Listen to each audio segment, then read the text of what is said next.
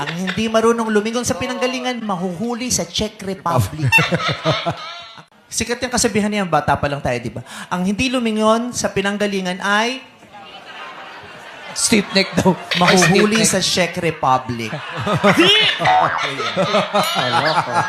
Sa video na ito mula sa programang It's Showtime, naging tampok ang isang nakakatawang hirit ni Vice Ganda na tila may pinatatamaan. Habang nasa segment na Laro ng Kwento, isang matandang kalahok ang tinanong kung ano ang karugtong ng tanyag na salawikain, ang hindi marunong lumingon sa pinanggalingan ay. Dahil hindi agad nakasagot ang kalahok, kinuha ni Vice ang pagkakataon upang magbigay ng sarili niyang bersyon ng sagot, ang bagong salawikain ni Vice Ganda, sa halip na ang tradisyon.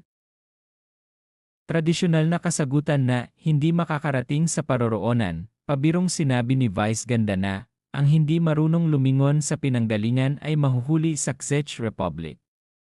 Ang linyang ito ay umani ng tawanan mula sa mga manonood at kapwa hosts dahil sa pagiging witty at napapanahon nito, ang konteksto ng si patama. Maraming netizen ang agad na nag-ugnay sa hirit ni Vice Ganda sa mga balitang lumabas noong panahong iyon tungkol kay Zaldico, ang chairman ng House Appropriations Committee.